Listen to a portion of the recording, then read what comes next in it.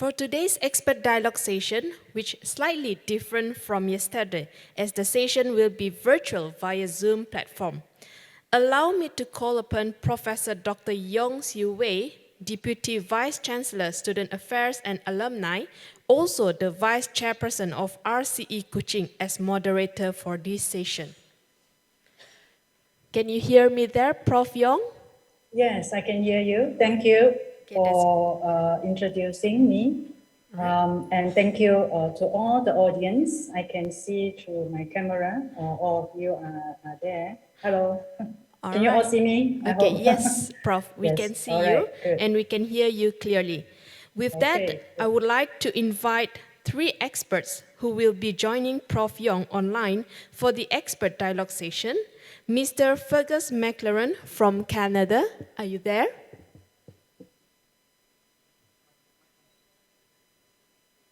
I am here. Yes, thank you. All right.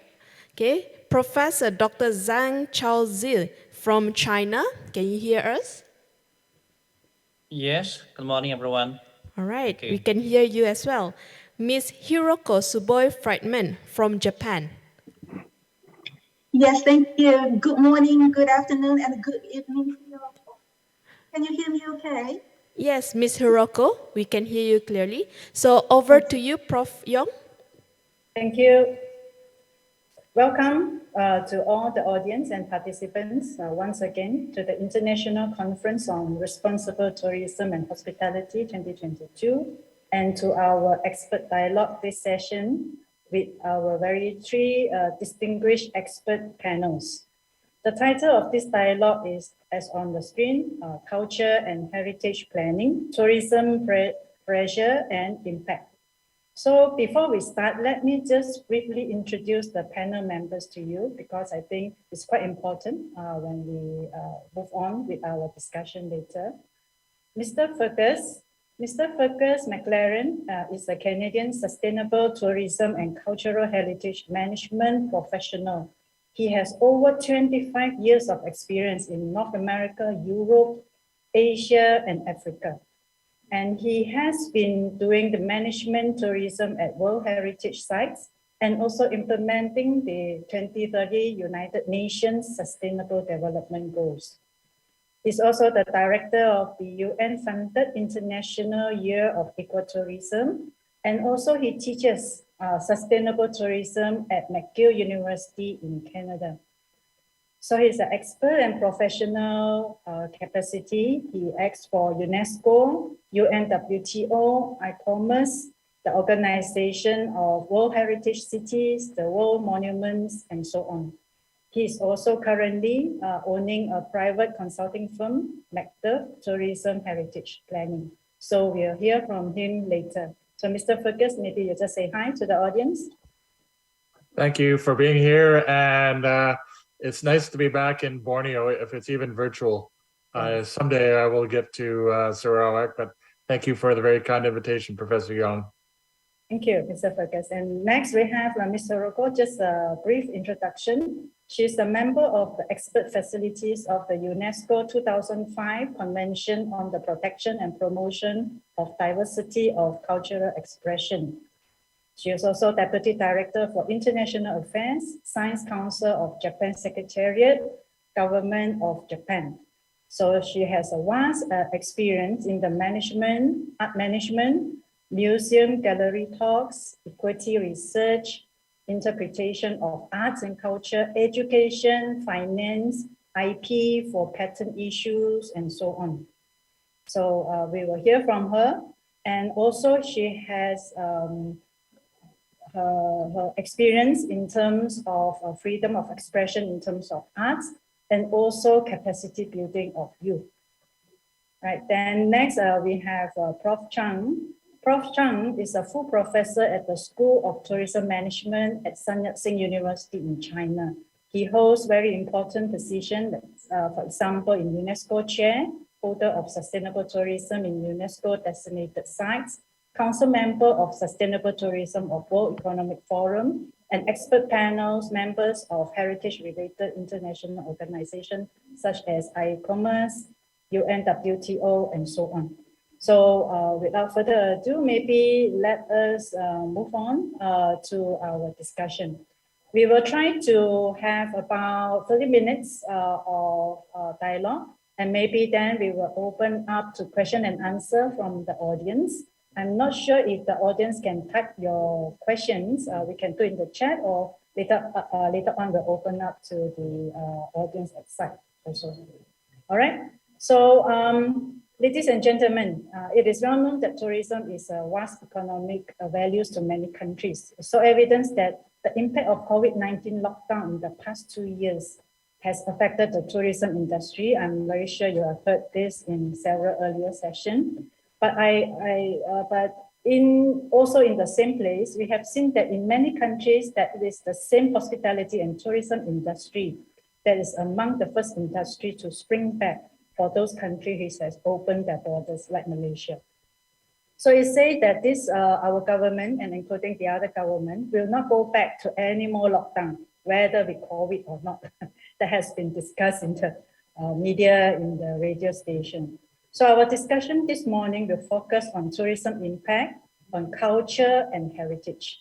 So perhaps we could start first by understanding from our expert panel about culture and heritage, perhaps from the different perspective of the community, the businesses, and organizations such as UNESCO and ICRTH. So maybe I'll start with the first question for Mr. Fergus. Perhaps you can share with us. Now we would like to know, first of all, do you think that local communities play a role in sustaining their own culture and heritage? And how could they see tourism as important and alongside their culture and heritage? Now, Mr. Fergus. Thank you, Professor Young, and nice to have all the people in the audience and also to see my colleagues up on screen. Thank you for your question as well. One of the things I think that we try to look at in terms of ECOMOS, the Cultural Tourism Committee, which I am president of, is we are in the process right now of renewing our International Cultural Tourism Charter. And this is a document that serves as a basis for advice that we provide on behalf of the UNESCO World Heritage Center. And the key element that we have tried to focus upon for a number of reasons that we have learned as evolution has occurred at World Heritage Sites is that communities come first.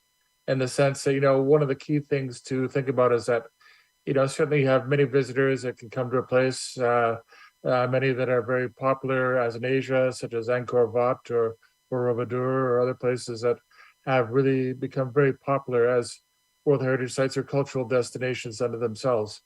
But the key thing to remember is that visitors come and go. The residents live there and they stay there. And so that the key element is that I see three things. And those three things are that the culture, the history, the traditions, the arts, the intangible, the food, the music, the art, all the other elements that are there, those are generated by the local communities that live there. Think of a place like Bali, or think of a place like Penang or elsewise. The people who live there are also the stewards of that culture. They're the ones who maintain it. They're the ones who exercise it. They're the ones who appreciate it. And they retain sort of the authenticity and the integrity of that culture to that place. It doesn't mean that it can't be transposed. Of course, you can find laksa anywhere in Malaysia or in Indonesia. You can hear different kinds of music that might be K-pop or elsewhere outside of Korea.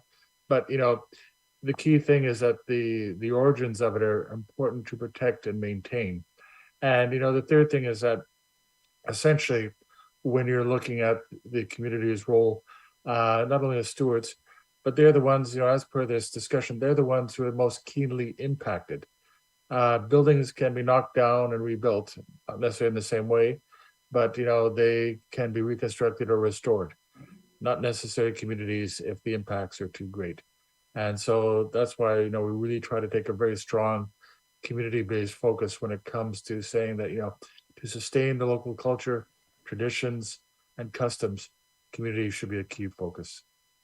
Right, that's very well said, Mr. Fergus. I think your point about that maybe materials such as building can be rebuilt and things like that, but culture and heritage is with the people.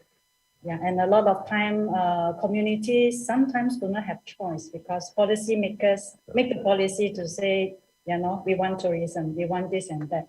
Whereas they may not necessarily all the time be in communication or get the feedback from communities before they do so. So that is one of the things that we should put in mind. So maybe we move over to Ms. Hiroko.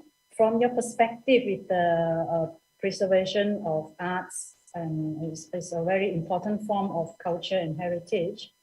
Do you have anything to add to this in terms of how local communities is important in their role in terms of sustaining culture and heritage? Ms. Hiroko? Yes, Professor White, thank you. And I'd like to take this opportunity, to thank the organizer first too, if I may, Dr. Hiram Ting and dear Assistant Professor Lenny Yuslini, the conference chairs of this organization, and all the distinguished guests and participants and my esteemed colleagues. Thank you very much for this opportunity and your kind invitation. Just it's a great way to speak and share our ideas and I truly do appreciate this chance. And I'd like to add into this discussion as the member of the UNESCO 2005 Convention on the protection and the promotion of the diversity of cultural expressions. This is slightly different angle maybe, but it is about the same thing. We are all talking about ourselves, about yourselves. We are talking about our community, your community, our community as the global, the network and this planet, Earth, community as a whole one. So I'd like to bring your attention on the aspect of the international effort and frameworks for culture, especially from UNESCO side, in this regard. So now the UNESCO 2005 Convention, it may not be seen or recognized much in the discussion, in the framework or of the tourism, but it is actually the latest and so far the final convention regarding the UNESCO Convention in the field of culture. So this is one thing to really remember, I think, because this convention is not just about the cultural goods and services, separately, or or it's only about the trade. It is actually about culture, in a very holistic, and wholesome ways. The UNESCO conventions, all of them concerning culture, are all intertwined and they can influence each other, and we all work together. So we are talking about the conventions going back to the 1970s, of course, based on all the discussions about the culture and the policy and everything, and development, from 1960s on, or even before, when the United Nations was formed after the World War II. So in 1972 Convention on the World Heritage that we all talk about often in this context of tourism, but also about 2003 conventions on intangible cultural heritage. And also this is not a convention, but very popular and very quite powerful and initiative is 2004 Creative Cities Network, and then lead into the 2005 Convention on the Protection and Promotion of the Diversity of Cultural Expressions. So now, this path, you can see, there's this really big flow of discussion going on around the globe, and at international, regional, and national and community levels as well, the local communities. So the cultural policies, tourism, all in one, in this context of discussions, I would say. Now, one thing to add, to this before, I hand on to my dear colleague, Professor Tang, is that the 2000 Convention's essential aspect is cultural rights. The cultural rights aspect, with this, which are the part of the fundamental human rights. And so the convention goes parallel with the idea of sustainable development and of course the Agenda 2030, and like I would like to, to mention that with the United Nations General Assembly just declared last month, July 28th, I believe, that everyone on this planet has a right to a healthy environment. So this is another key that we can actually talk about, And the one, lastly, the global report series that we provided, from the 2005 convention aspect, this, for the field of culture, the title, of this report is quote, addressing culture as a global public good, end quote. So I think that's, to start out our conversations, so, as I said, it's about us, it's about you, it's about everyone. Thank you.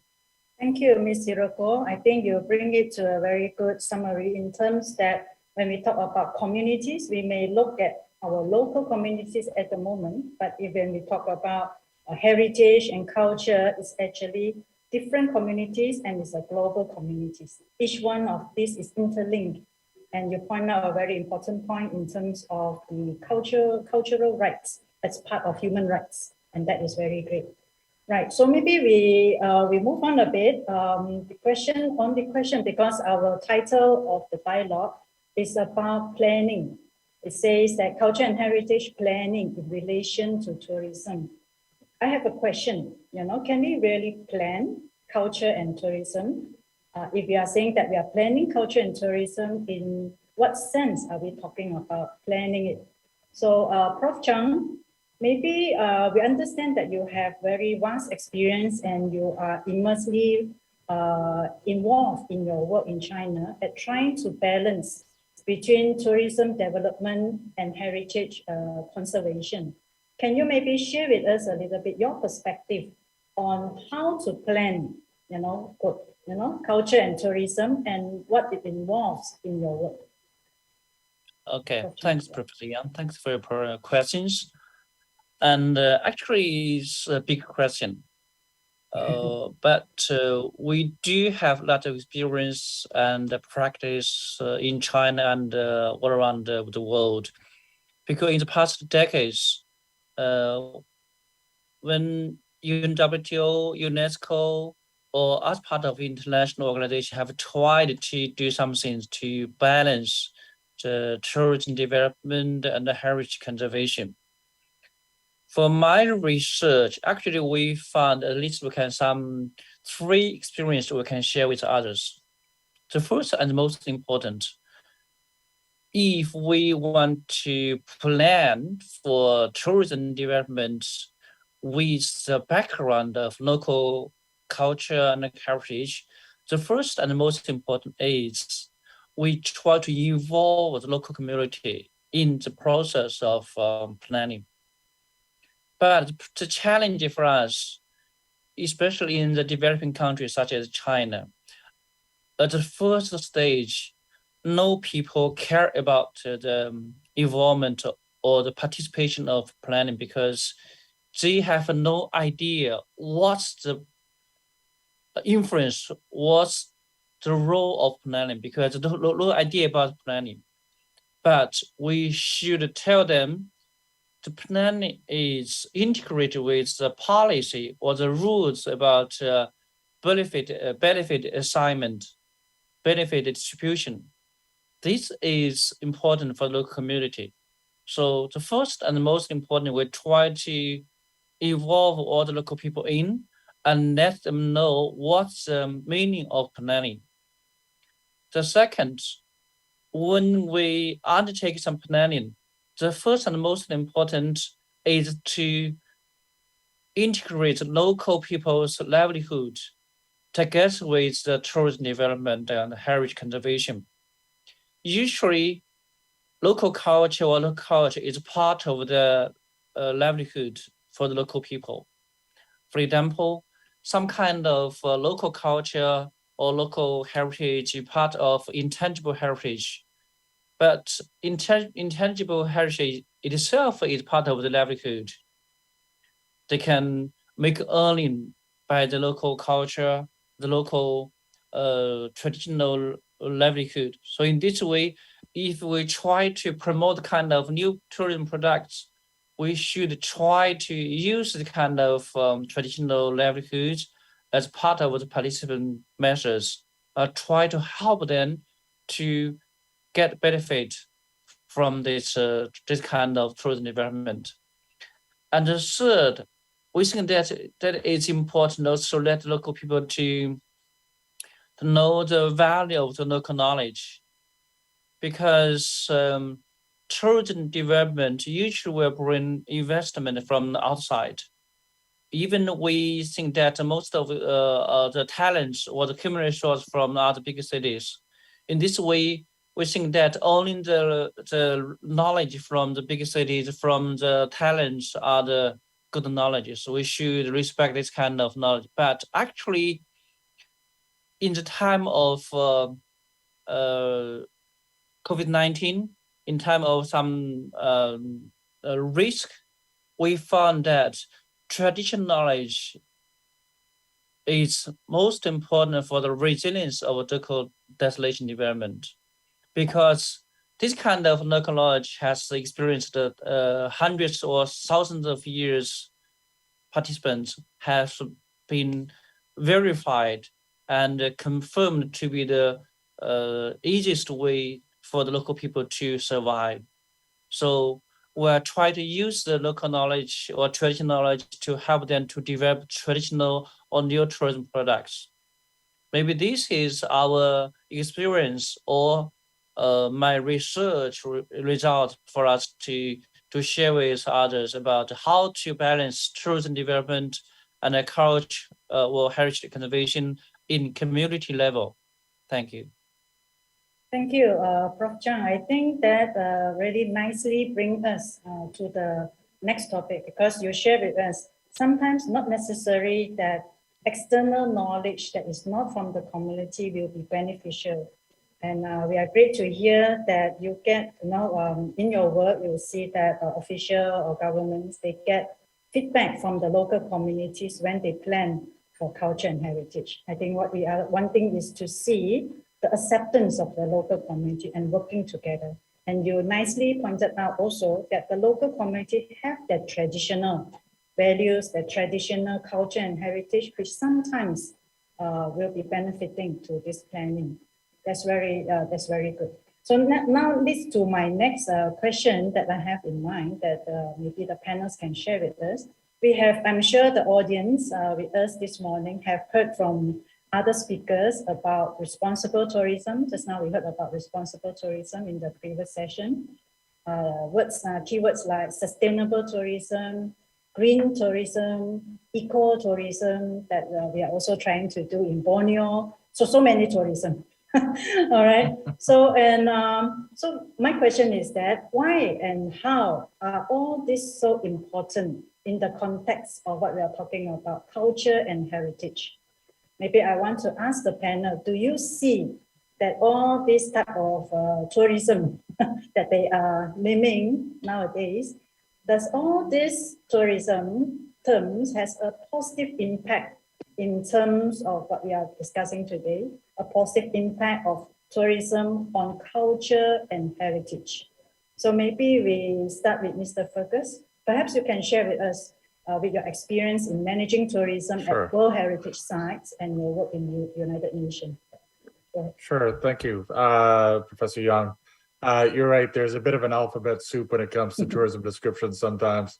There's all kinds of varieties and subsets, and it's easy to get lost. And I think that, just to address that, but certainly to talk about it in the World Heritage and the UN context, it's part of it is branding. Part of it is trying to capture or put a shape around something as to what sort of tourism are we talking about, where gastro-tourism is a form of cultural tourism, for example. Or you could also say that sports tourism is a form of cultural tourism. But it's a way of trying to, I guess, wrap it in some kind of label or some sort of way of people being able to appreciate what it is for marketing, branding, for consensus building and other purposes. And hopefully when you say sports tourism or gastro tourism or cultural tourism, sustainable enters that phrase, like sustainable cultural tourism or sustainable sports tourism. There is that sort of vision that it's there's a longer term and more resilient aspect that's involved. So, it's interesting in the sense that when you look at World Heritage, there are 3 specific types of sites. There are cultural sites, which tends to be the biggest number of sites on the list.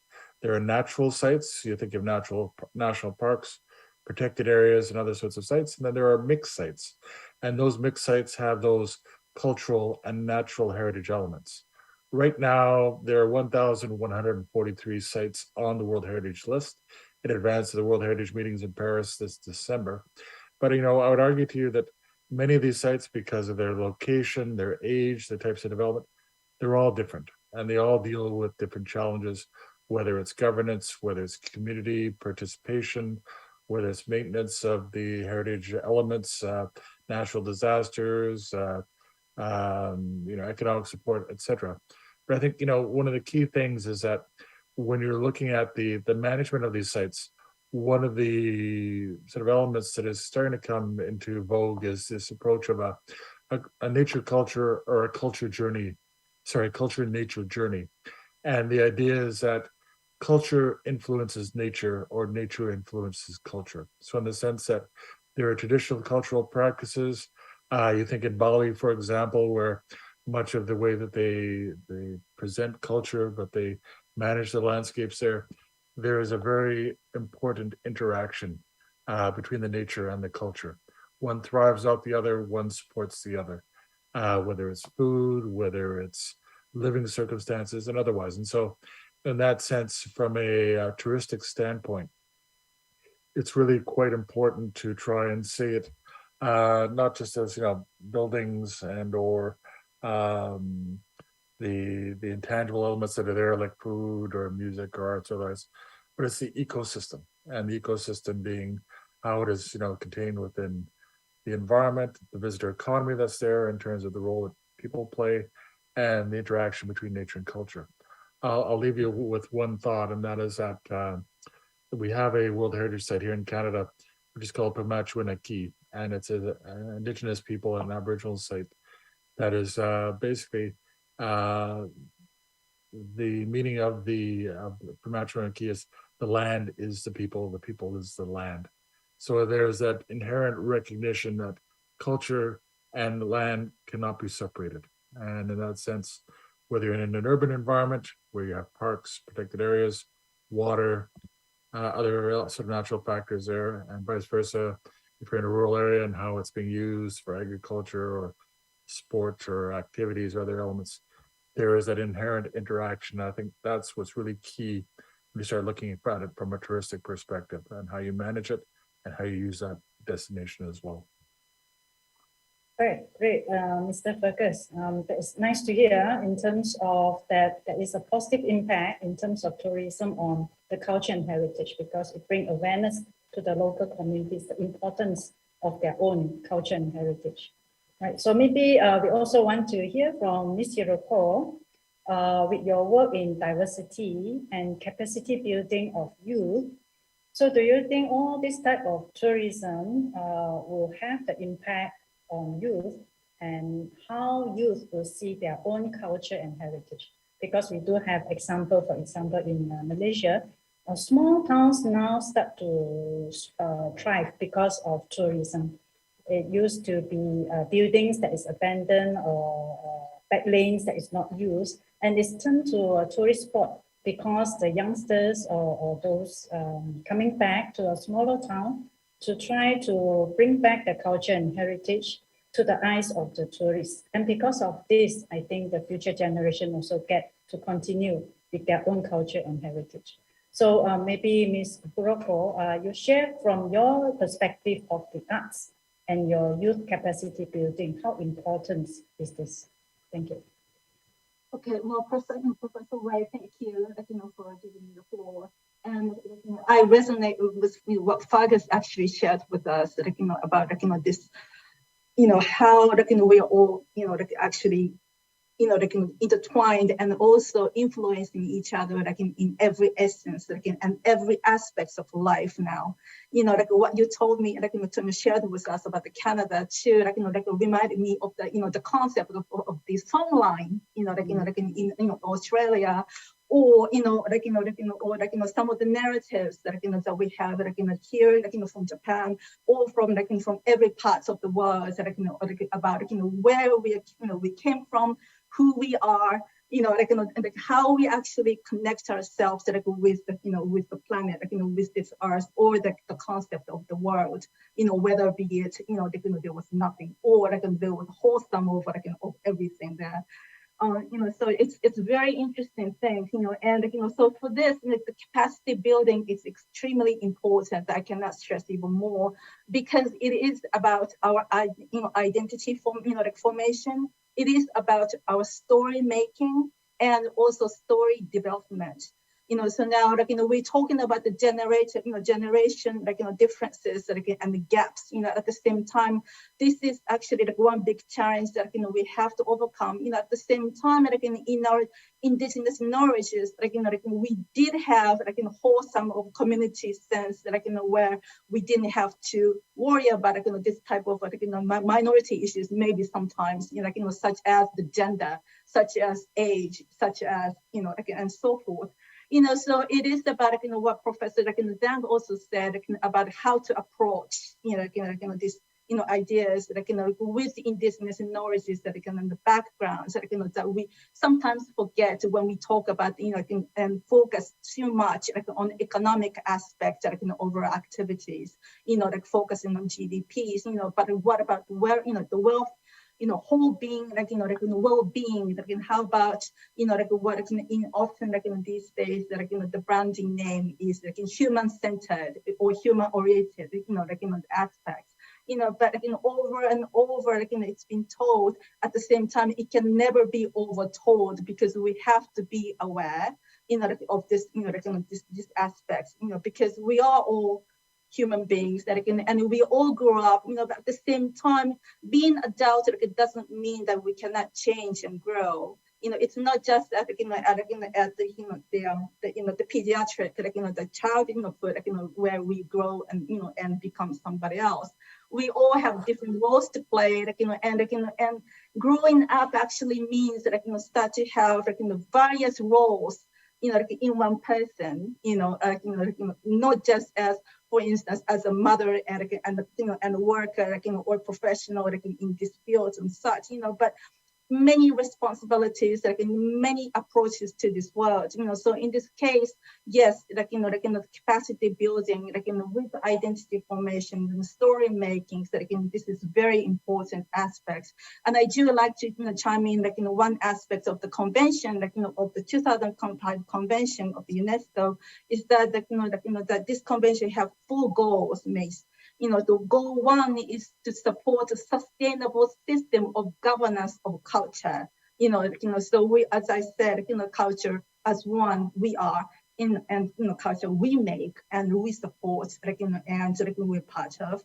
Goal 2 is achieving a balanced flow of cultural goods and services, and blah blah, and it's that maybe this is not may not be relevant in this context, but I would say the goal 3 is integrate culture in sustainable development frameworks too. So this also comes in with the capacity building, and human development aspect and well-being, I do think. And goal 4, just to add, is to promote human rights and fundamental freedoms. So maybe I'll stop here then. Thank you. Right. Thank you, Ms. Hiroko. Maybe we move on to Prof. Chang, because Prof. Chang, you mentioned about intangible culture, intangible heritage just a moment ago. Maybe can you share with us a little bit on that, and maybe it relate back to your work in terms of the youth, because we have many, some of the students here, youth participants. How important are youth in terms of heritage, including intangible heritage? And in your own work with the communities, do you see youth participation to be a lot? And how do you stimulate their participation. Thank you. Again, thank the Professor Young. Thank you for your question. With regarding to heritage or intangible heritage in the tourism destination or UNESCO heritage sites, we have a lot of research base in China or around the countries. One of the most famous cases in Yunnan province, which is a traditional terrace, for the local farmers to farm their traditional rices for the survive. There are a number of World Heritage sites is famous for the terrace, but the challenge for us to conserve the terrace is because of changing, because of local people will leave their hometown to the big cities to find some new jobs, because traditional livelihood will be not popular for the young generation. So in this way, we have to let them know the value of the intangible heritage or the traditional livelihood. For example, if we're talking about the cost and the income to cultivate or to farm a place for the traditional rice is not economic, because you have to take maybe numbers of time, but the production of the rice is not very high, because without new high technology, without new technology, the rice is not so tasty, not so or high production. So in this way, we think this is not valuable. But if we look at the resilience with regarding to the how to protect or can protect them from the modern agriculture's impact, this kind of traditional knowledge, traditional way of cooking, traditional of farming is good. So we find a lot of value from local culture, such as the traditional festivals to show how to farm the traditional farmland, how to water, how to cook the local traditional the rice, how to communicate with peoples in and around the terrace. The most important that how to understand the value of the layout of the village around this terrace, because the most important is the irrigation system, about how to distribute this kind of water from place to place, because from high place to low place it's hard to from then to maintain the irrigation system. So in this way, let the young generation understand the value of this kind of intangible heritage, and also know the value of the physical heritage, such as the terrace. But the most important way to let them know how to improve the value of this kind of production, that's the rice. So in this way, we have undertake some kind of experiment, or try to help them to improve the brand value of this kind of traditional rice. Even though this traditional rice, the tasty is not very good, because without high technology, it sounds not very beautiful, sounds not tasty, but the nutrition actually is very high. So in this way, try to let them know this is the value of the traditional food. And we organize our students to stay there for about half a year to educate them, let the value of the traditional knowledge, traditional food, and traditional rice, traditional way of of farming. And then we try to help them to do marketing, to attract tourists to be there, and let tourists to work with them together. And the tourists pay for this kind of participation, pay for the kind of works. In this way, we have the whole villager become richer, attract the young generation return to hometown.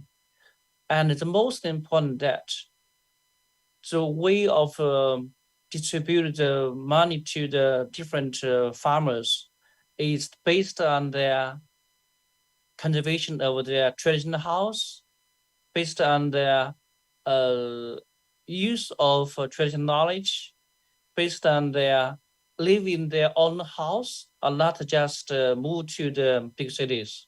In this way, we change the traditional law of China, because in China, if your traditional village become a tourist attraction, we usually distribute the money to the villager by the household, by your registration of your, in Chinese, 户口, means that your birthplace.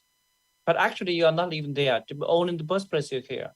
So in this way, we distribute the money by or based on the conservation state of your heritage.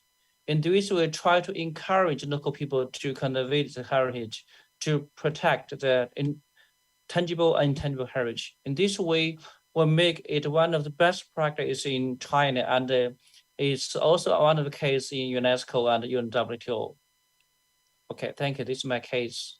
Thank you. Yeah, thank you, Prof. Zhang. So I think we have heard from Prof. Zhang the detailed and involvement of many parties together to make a case successful, not in terms of involving the youth, because we hear that policymakers come and they understand the value of traditional methods, in terms, and then you involve the tourists, not just to go sightseeing or, damage the place, but you involve them to contribute back to these traditional methods that you have identified. And then you bring awareness and improve the values of these traditional methods with the youth, so they can see that going back to their hometown may have a value if they want to make a living later on. So I think this will be a case of a positive impact of tourism on youth and on the culture and heritage. So that will be a very good example, to me.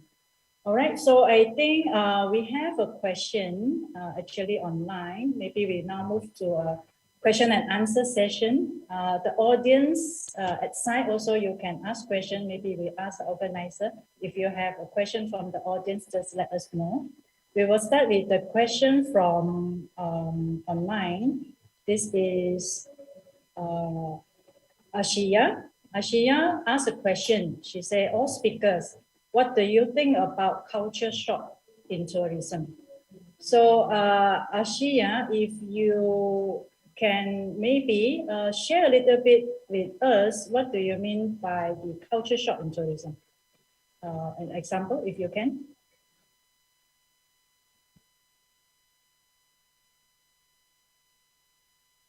You can open the mic if you want to. What I understand from that, yeah, go ahead. Okay, thank you. I'm so sorry I cannot open my camera. Okay. Yeah, all speakers, nice presentation today, and I very happy to join this conference. For the example, the tourists come from the other origin, then they cannot accept the culture in the tourism area, in the tourism destination, I mean. Okay. All right. So you want to ask in relation to for example, in Bali, I am Indonesian in Bali. Yes. In Bali, some of places is holy, but sometimes they come with take picture in the other wrong area, and they do not respect with local wisdom. It's the sample. Thank you. Okay, so what I get from you is that if you have tourists who come, they may not necessarily know actually that there's some taboo or some practice of the local communities that you should not take picture or you should take off your shoes and things like that. So how to, I suppose, what does the panel think about this in terms of culture and heritage? So maybe we'll start with Mr. Fergus. Thank you, Professor Young, and thank you for the question as well, Arcia. What I can say is that I can say a few things because certainly, you know, I'm sorry to say, but when people are abroad from their home countries or their home places, they're not always, and we're not always on our best behavior, and we're not always observant of what the local culture and traditions are. What I can say is that I've seen some places that are dark tourist sites, another form of another tourism label of concentration camps like Auschwitz, where many of the officials there, you know, are very upset by the way that people don't treat it with the right kind of reverence and respect that is deserved for the loss of life and the terrible tragedies that occurred in these places like Auschwitz and other sorts of concentration camps. And I know that is problematic at places in other circumstances that are religious sites or pilgrimage sites. What I can say is that one of the ways of getting around that is through planning or deliberate avoidance of certain places or locales. One of the best named World Heritage Sites, in my opinion, is a place in Western Canada called Head Smashed In Buffalo Jump. And it's a very unique place where the local Indigenous people, the Piegan, have very specific places where they highlight the history of the place where they killed hundreds of buffalo, thousands of buffalo over the years in this traditional site. But at the same time, they have ensured that places where they have the sacred ceremonies or places that are specific only to the tribes people of the Piegan are able to access it. So the site is designed to showcase and present the World Heritage elements, and there's the integration of the visitor center into the side of the mountain that's quite unique. But at the same time, they've deliberately ensured that visitors who are not Piegan or not of their tribe are not able to access those sacred areas. So, you know, education will always play a key and important role. And unfortunately, this has to be reinforced over and over and over again because there will be new tourists who are not always aware of the cultural traditions and mores that you're supposed to respect. But at the same time, I think in other cases, there are ways to plan and design to ensure that people can be kept, you know, apart from or reducing their impacts upon those important sacred and spiritual elements that might be there at individual sites. Thank you, Mr. Fergus. And I think very good pointers there for us, which is that this is part of the planning, because just now we have a question, how do you actually plan for culture and heritage and things like that when you have tourism? And this is one good example. So if you have a community like Ashia has shared with us, you know, certain sacred places, certain tradition that the local communities would not want to open up to tourists, you would want to exclude that from the tourism side, but with explanation perhaps to educate tourists, why is it so? So the tourists will also go home and know about the culture and respect the culture on that. You know, I think a lot of time, Ashia, I think a lot of tourists, when they go for tourism, they just want to have fun, right? That's why we go for tourism. So they sometimes forgot, you know, there are certain things they need to respect. So it is the planning, you know, as Mr. Fergus has shared, that we need to also educate the tourists. I think they will also respect it. The tourists will be very much respect this tradition and this education that we have. So very good question. Can we have any other question from the audience? Maybe the youth. Just now we asked what youth can do about this. Maybe the youth in the audience want to share a question with us or want to share your comments.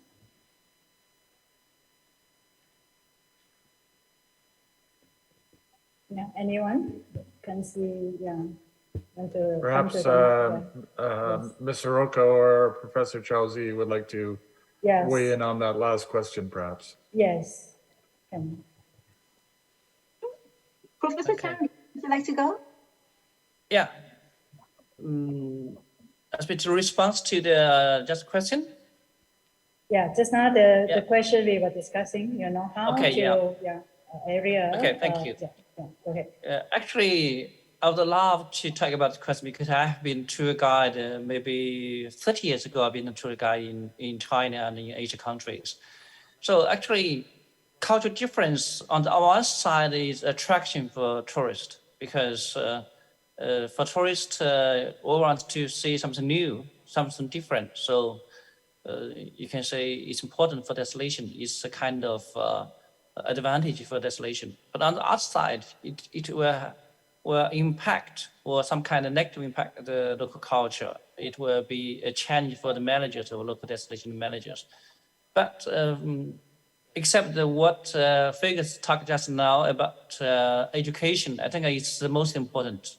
But second, I'd like to say that about I don't know, I'll say about especially social media or public communication channels to promote the way of behavior or let them know about the regulation or rules of communication, especially in the desolation, in some special holiday sites, because it's not different with kind of education. It just kind of show some best practice or show some examples, or we can and share some typical cases via a lot of media. This is a kind of education. And also, we have a lot of tourists from group tourists.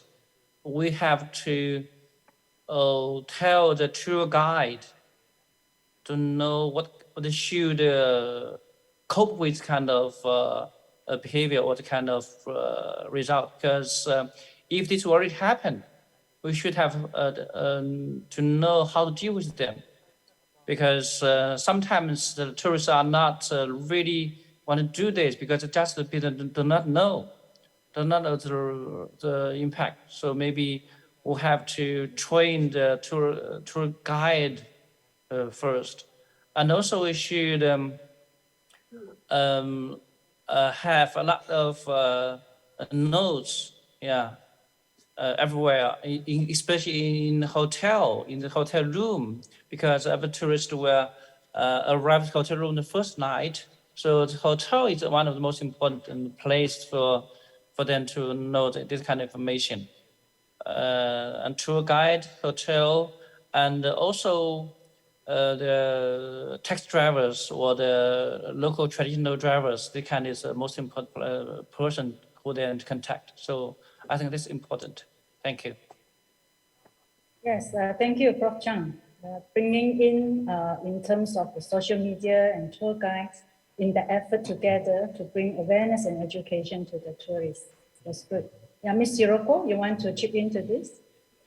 Okay, yeah, thank you. I completely agree with you, Professor Tsang, and Fergus also about the information accessibility aspect as well. And also, when it comes to Asia, where the linguistic diversity is so rich, also we have to rely on number of limited languages to acquire information sometimes. And these aspects that we can be a bit more aware, as to what type of information that we are accessing to, and also its delivery, the SNS and so forth, what type of information, disinformation, misinformation included these days are available too. So in this case, yes, someone as that you can come so close to in contact, that such as taxi drivers, passerbys on the streets that you want to ask.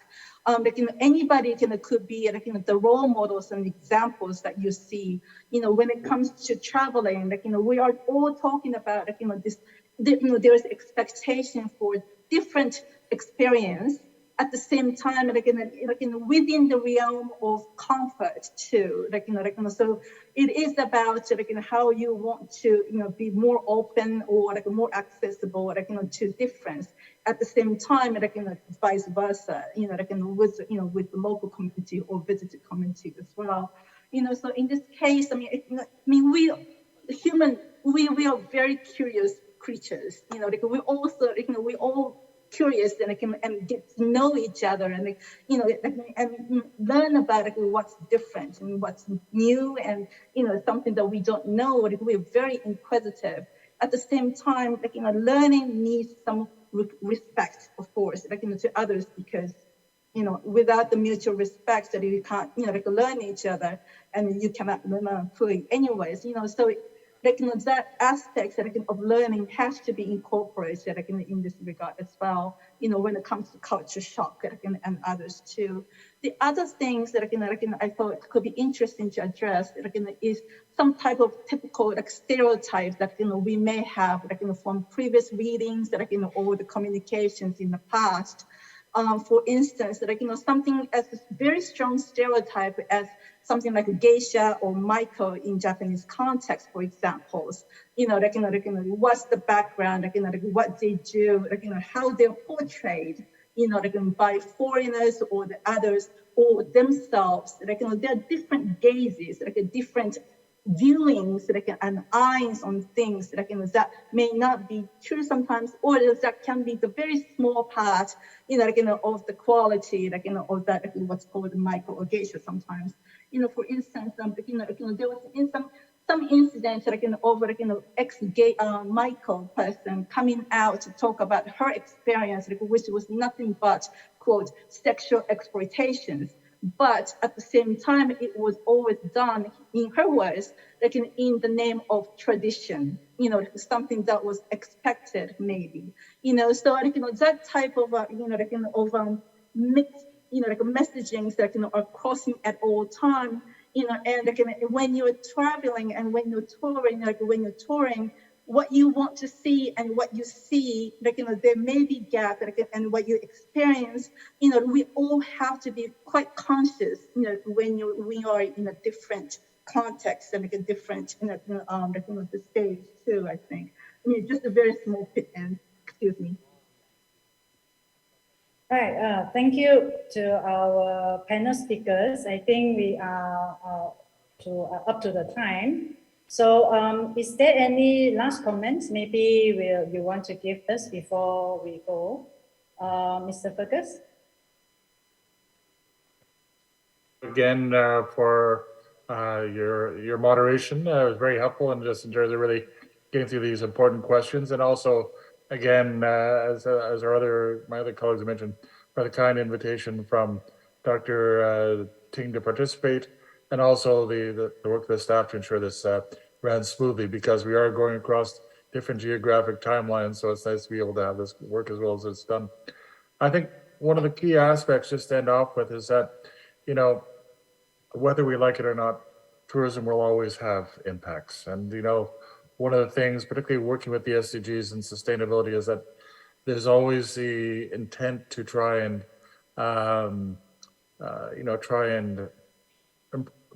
increase or improve the positive impacts of the economic, social, and cultural sustainability, and reduce the negative impacts of the environmental elements related to sustainability. It's always that sort of intention to try and improve and do these things that can support the positive versus the negative. The challenge in many instances, as I mentioned before, is that not all destinations are created the same, and the impacts can be felt more in some places than they can be felt in others. Think of the Arctic being a very remote location, and the impact of 500 people would be the same as an impact of, say, 1,000 or 10,000 in Kuching, because of the sensitivity of that local environment or of that place. Equally, at the same time, it's we're talking about impacts we're seeing right now. If you're looking at a place like Pakistan right now, if you're looking at a place like Sierra Leone, where I do work in out West Africa and elsewhere, climate change is becoming very evident as well.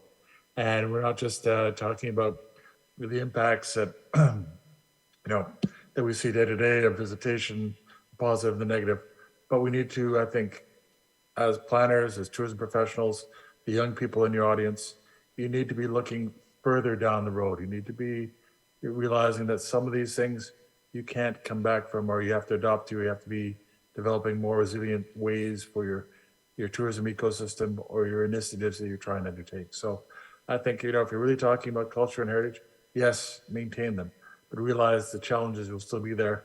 And unfortunately, as in the case of climate change, they will be increasing and be more determined in terms of their efforts to impact culture and nature. So thank you once again, Tarima Kase. It's been very nice to be here.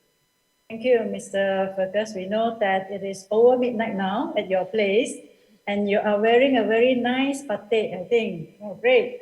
Just in the occasion. Yes, I wanted to Very make nice. sure I fit right in with my local friends and colleagues. So thank you. Great.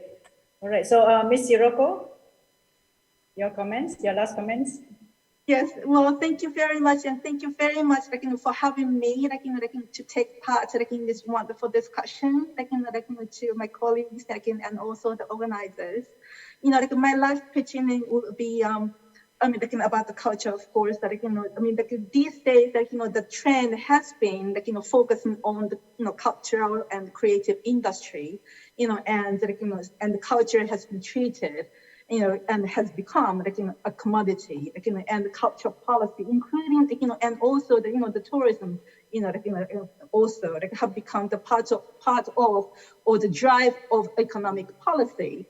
However, when we looking into the culture, in the global reports, or some different, the findings, many countries and many community levels, what really attracts people is still the ability and capacity and potential of culture to transform society for good, for betterment. It's the category of society shaping tool or the mechanism. So we are all part of it, of course. But we can all shape the different too, together for the betterment, as a whole. And as Fergus, kindly stated, of course, the climate change, we are all facing global, challenges all together. So we are all in one. We are facing the same, similar problems, everywhere, and we are moving on, and I just remember one idea from very down south, islands, of Japan area, when they think and plan something, in this community, they planned for 5 generations ahead.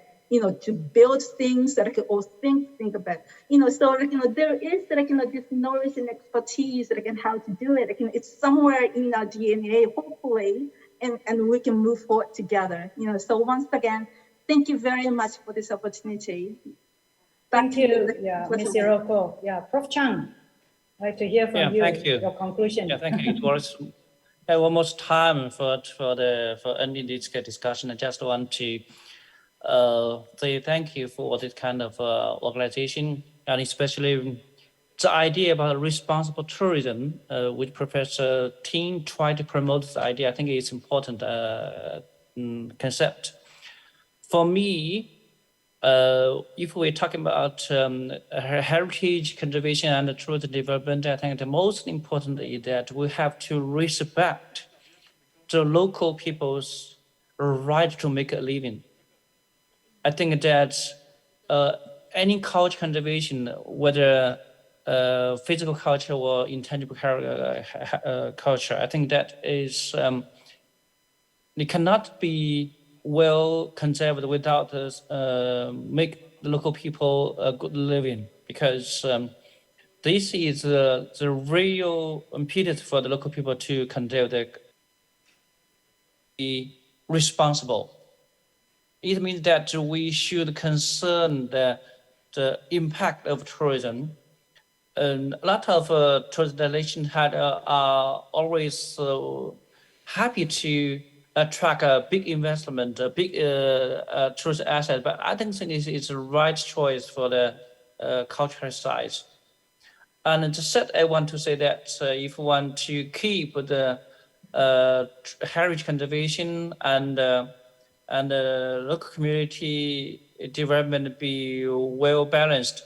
I think that it's important to promote the heritage as desolation image, not just a tourist destination. Because if the tourists know or understand that is a heritage site, they may have an idea that this is a place or this is the tourist destination different from the other tourist destination. We should have should aware that our behavior should be regulated, should be different from other place. So this also the answers to the just now the some friends asked how to respond to the culture shock.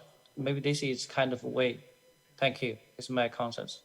Thank you, Prof. Chang, and to also all the three panels. I think what they have made a very nice conclusion, all three panels, is that we can achieve a balance between economy, tourism, culture, sustainability, the environment. So it is a combined effort of many stakeholders, the local communities, you and me, everyone, the tourists, the policymakers, and also the tourism industry. So yes, we can do it. And again, I want to say on behalf of the organizer, a very big thank you to all our expert panels today, Mr. Fergus, Ms. Hiroko, and Prof. Chang. You have shared very valuable comments and also experience. And I'm sure if the audience have further questions, they can look you up and ask further questions later on. Yeah, so that's all our session. Thank you everyone for coming. Very great to see everyone here. And now back to the organizer. Thank you.